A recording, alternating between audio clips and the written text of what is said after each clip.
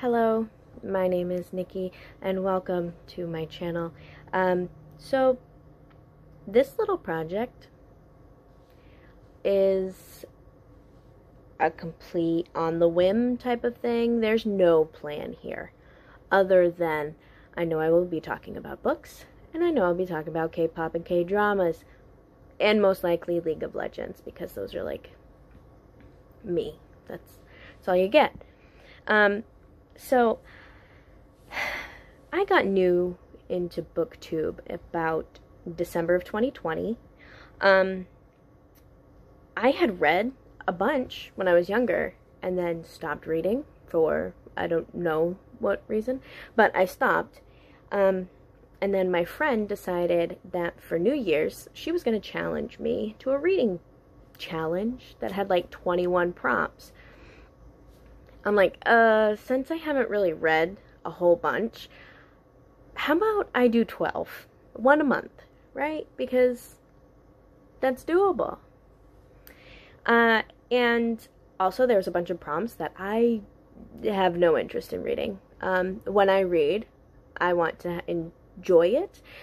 And reading about politics is not my cup of tea, and that was one of the things. So, yeah, we're not doing that one.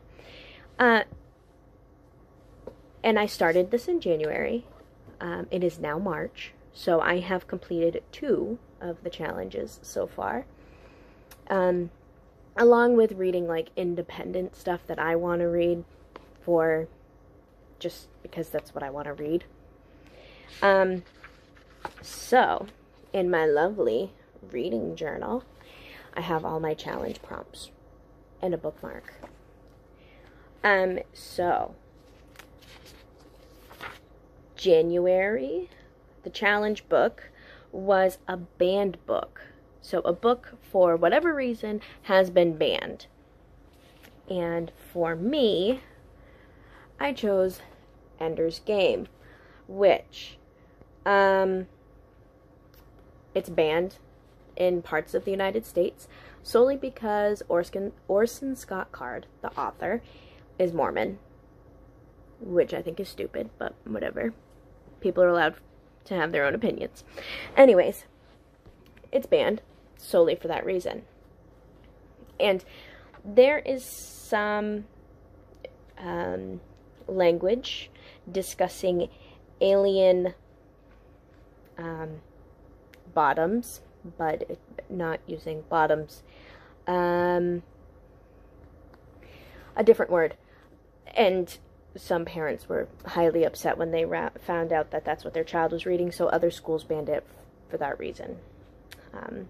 Claiming alien pornography. Let me preface this with that sci-fi is not my cup of tea. Never really has been. Like, the only aliens I like are ones in Marvel Universe, that's about it. Or the ones in K-dramas, or League of Legends, because there's technically aliens in there. So with that being said, out of 5 stars, I rated this a 3, and that's solely because there's 324 pages, and 200 of them I feel like are just a bunch of gobbledygook. Just, it didn't feel like a bunch of it was pertinent to the story. So that's the main part I didn't like. Like, it took a long time to build up to the climax, and then once we got to that climactic point, it was done. Like that. It was over. And I wanted some more. I wanted more answers. I wanted more closure, which, yes, I understand this is the first book in a series. But I'm not going to continue the series. I struggled with this. I almost did not complete it. I almost DNF'd it, and I was like, well, that's not a good way to start a reading challenge. So, Ender's Game, not my cup of tea, but if you like sci-fi, you probably will love it. So, that was January's reading challenge. And then in January, for fun, after reading Ender's Game, I needed something stupid lighthearted. interesting stories for curious people. I'm that type of person that I have random fun facts in my head, and I will tell you the most random things ever. That's just how I am.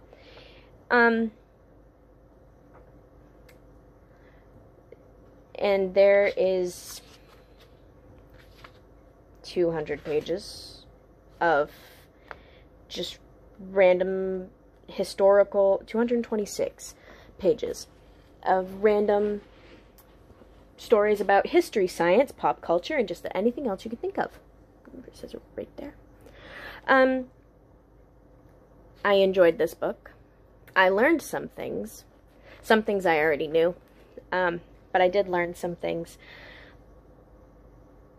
There's some typos in it that kind of like made me cringe.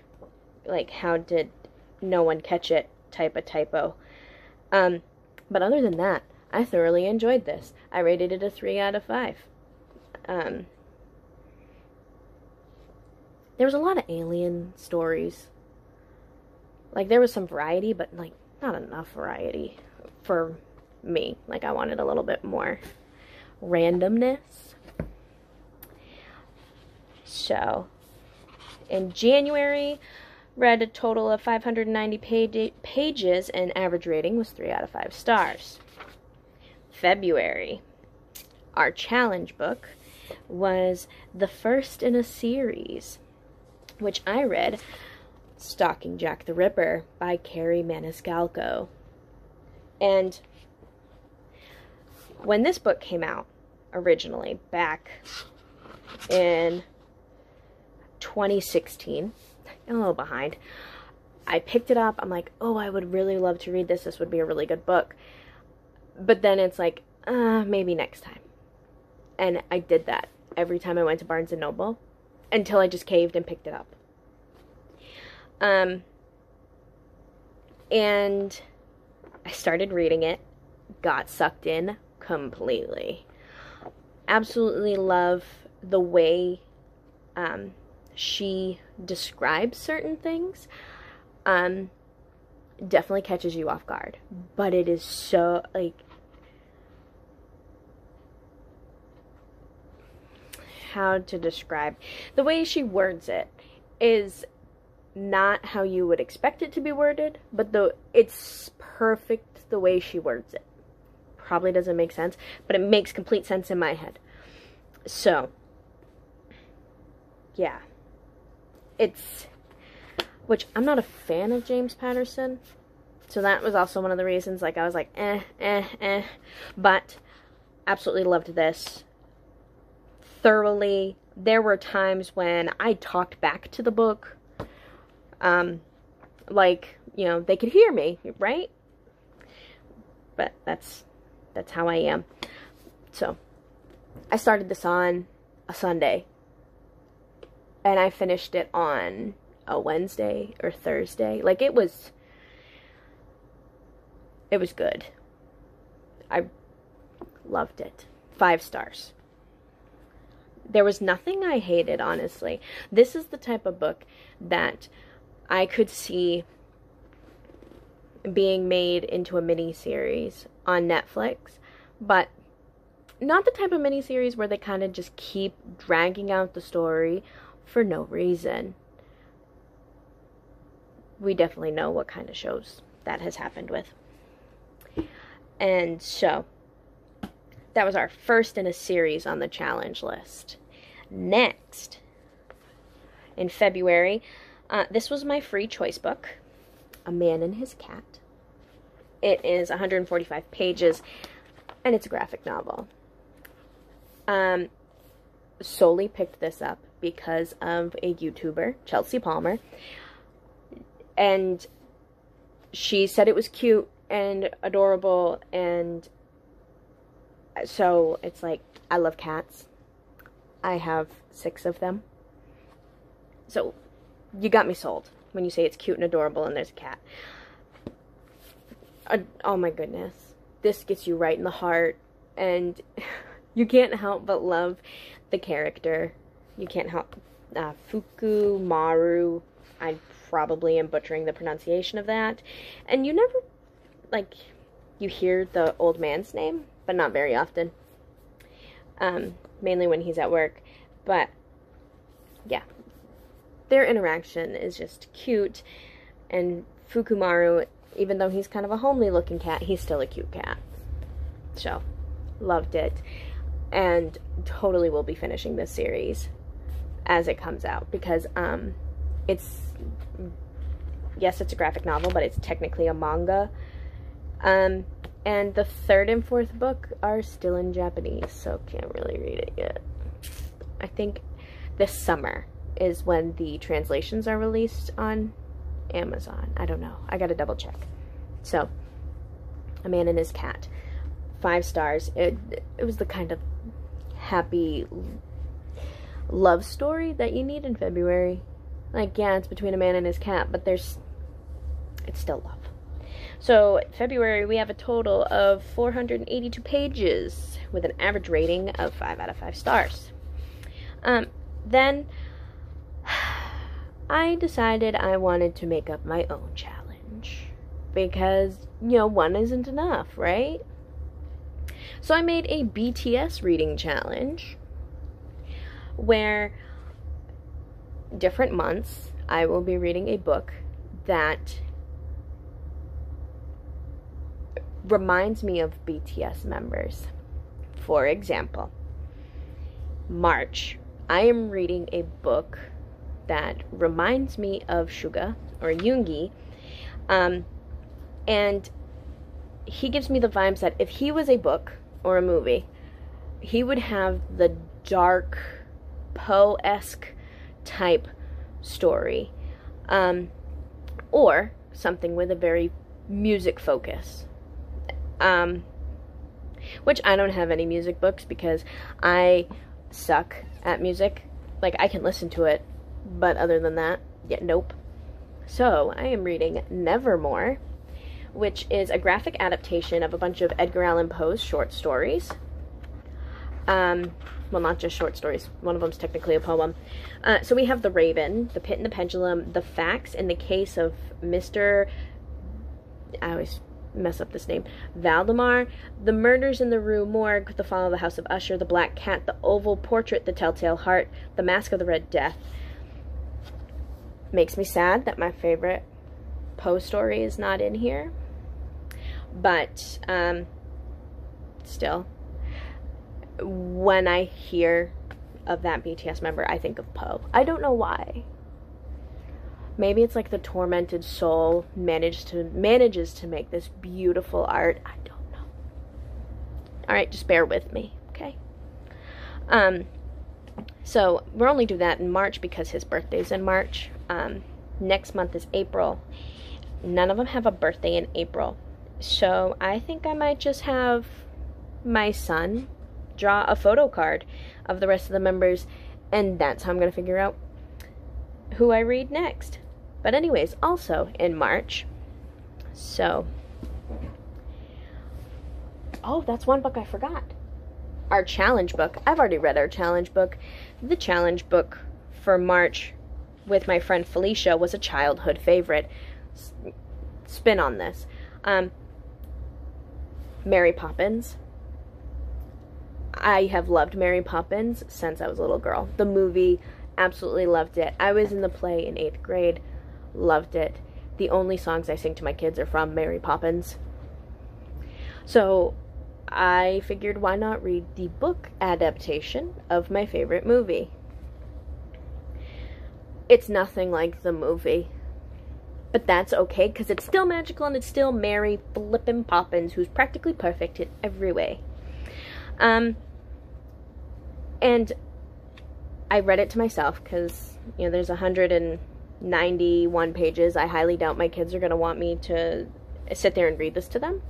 And then my youngest son, Quincy, who is 5, loves Mary Poppins just as much as me.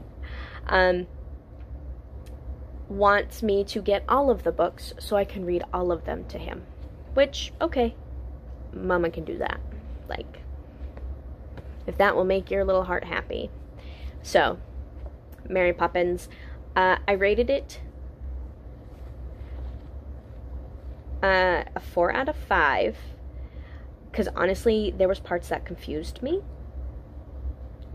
Like, I couldn't tell if it was truly the kids dreaming, or if Mary Poppins was doing, like, her little magical thing that she always manages to do. Like, jump into chalk paintings, or